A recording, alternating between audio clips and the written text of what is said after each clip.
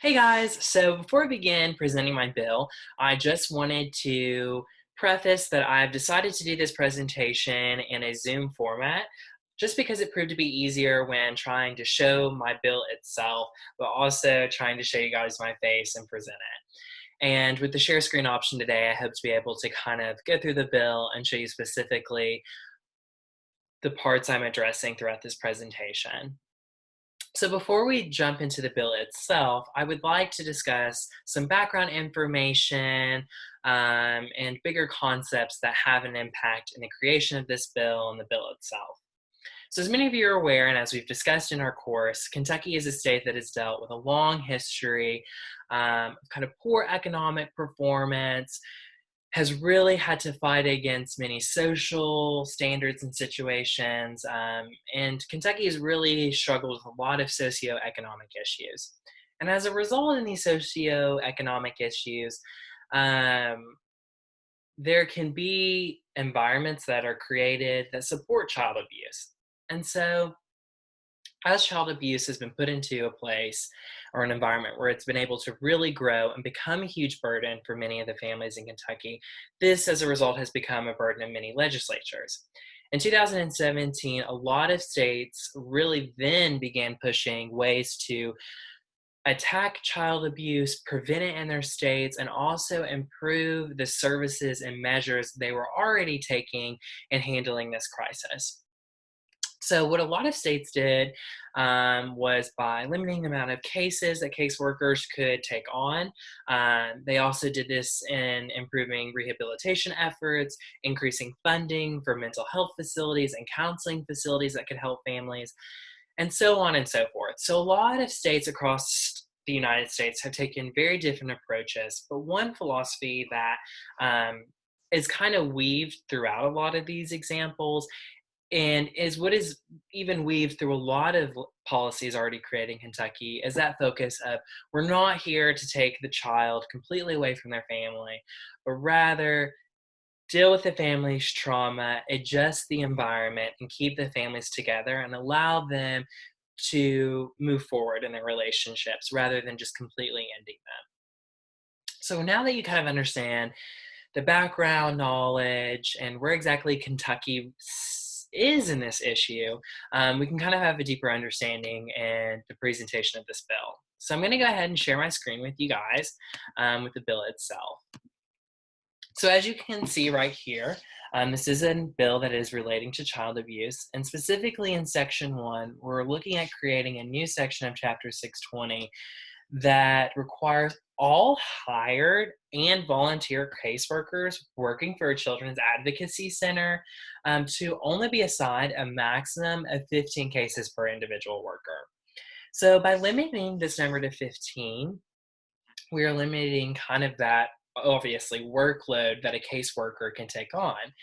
And 15 cases has kind of proven to be the national average, as many states have chosen 15 to be the standard of ways or the standard of the amount of cases they would like their caseworkers to be working on. This bill then kind of continues into section 2, where we're amending, a chapter of 620. And specifically, this chapter that I'm talking about, 620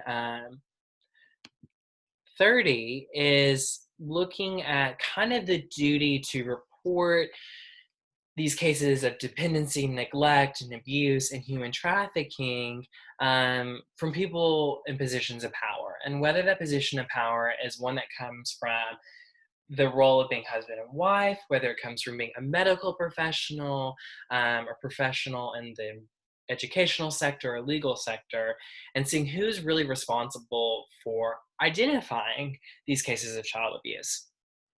So also kind of give you a background knowledge and some information about this situation is the two biggest reporters for child abuse and neglect come from the education sector and through programs and policies dealing with educators. And it also is heavily reported through legal networks and places of legal advocacy through attorneys and judges. And so they or social workers are really seeing firsthand these two, the education sector and the legal sector are really having to balance the majority of reporting these cases. So the second section is kind of amending this overall chapter of KRS 620, specifically its seventh section. And so I'm going to go ahead with you and share my screen so you can see what section 2 is looking to amend.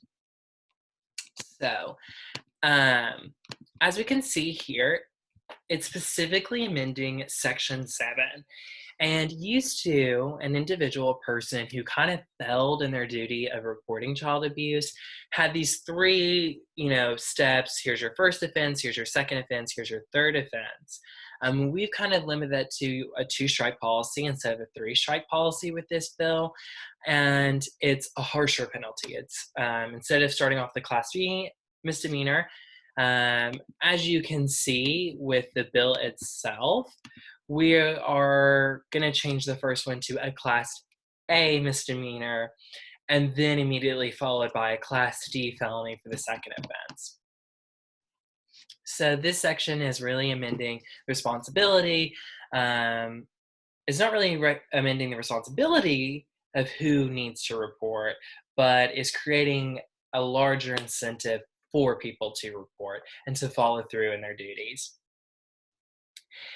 Continuing on with the bill, we'll kind of head into our definition section. So obviously, what is entitled as abuse, neglect, or a dependent child really is dependent on kind of what is already established in Chapter 600 of KRS.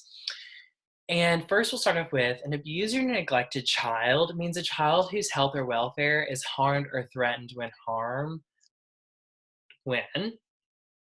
there's A, his or her parent, guardian, person in position of authority or special trust is defined specifically in KRS 532045, or other persons exercising custodial control or supervision of the child.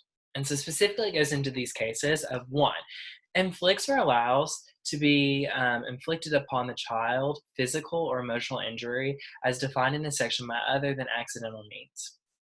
2, creates or allows this risk of physical or emotional injury as defined in this section to the child by any other accidental means.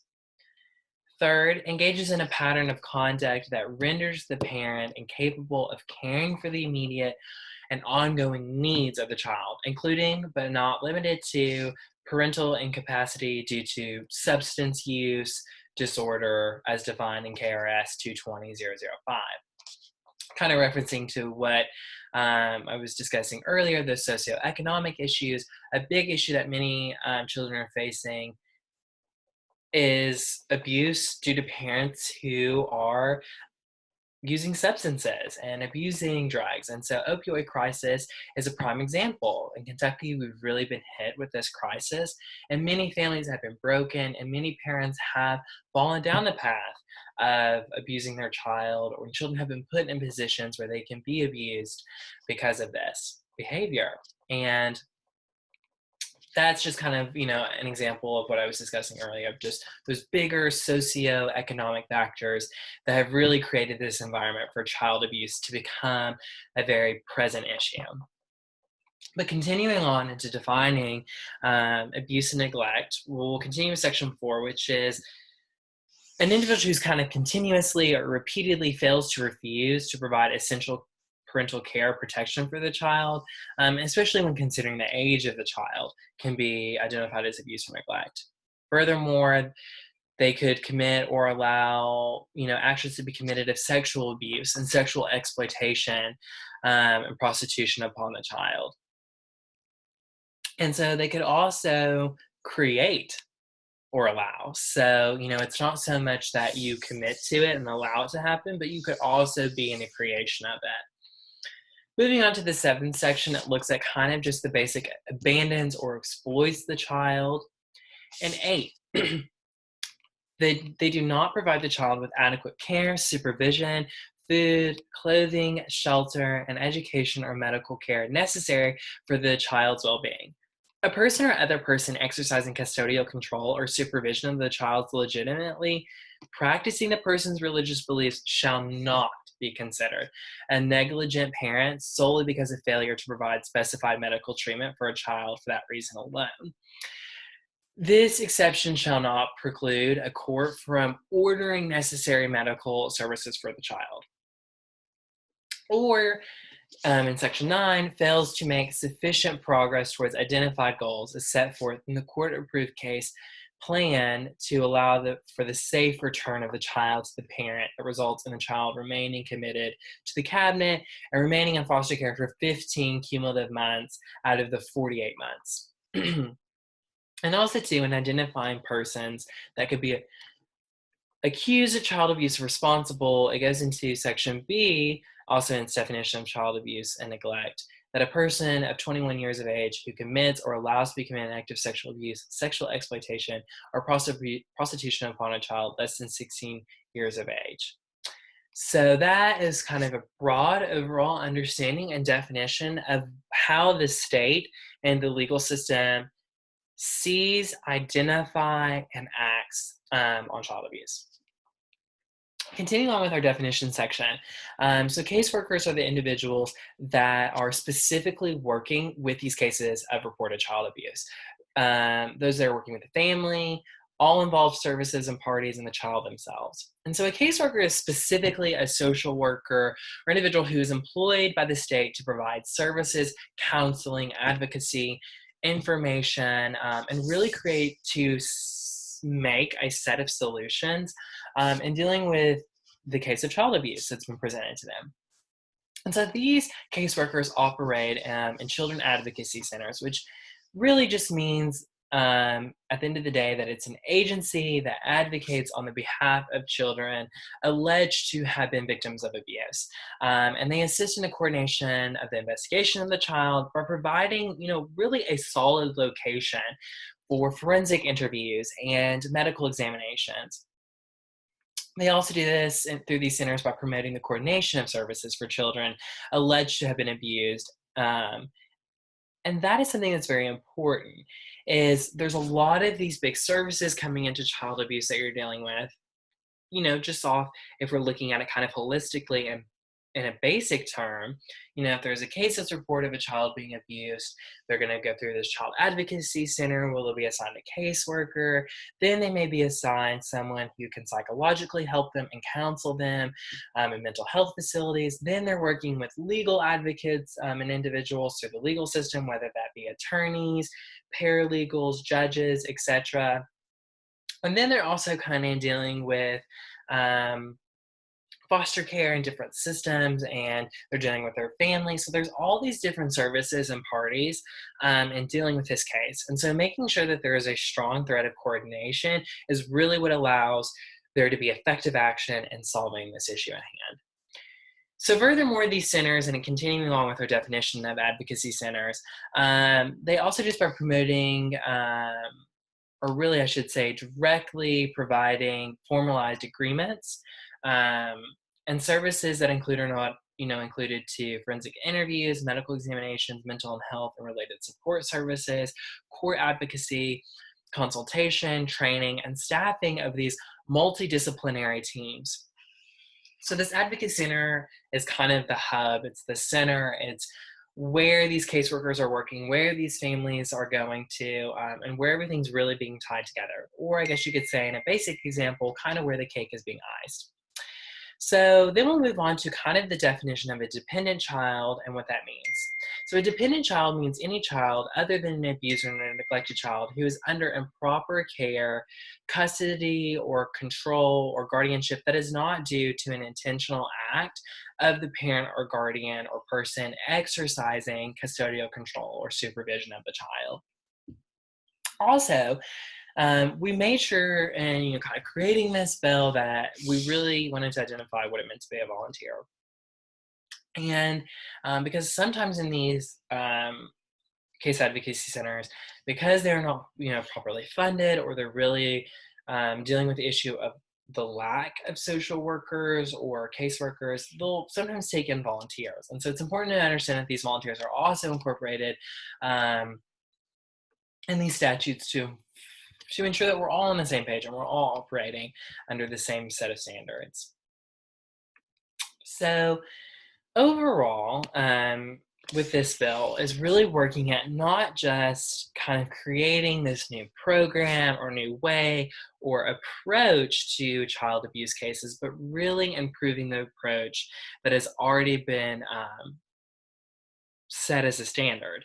And by limiting the amount of responsibility for these caseworkers, we can allow them to be more intentional in their efforts and what they're trying to do for these cases. But also, we're understanding that everybody needs to be on the same page and that we all need to be working um, at ensuring this issue is being solved. And that involves making sure that people who are responsible or have a duty to report child abuse are doing so and are following through with that standard. And so, to really ensure that and create that incentive, that is where this harsher penalty kind of perspective comes into play. So, in conclusion, throughout the presentation of my bill, hope you were able to understand the issue of child abuse and kind of see how this case or this specific bill um, is looking at improving efforts and trying to promote a more efficient path at handling these cases by making minor adjustments to the parties that are involved.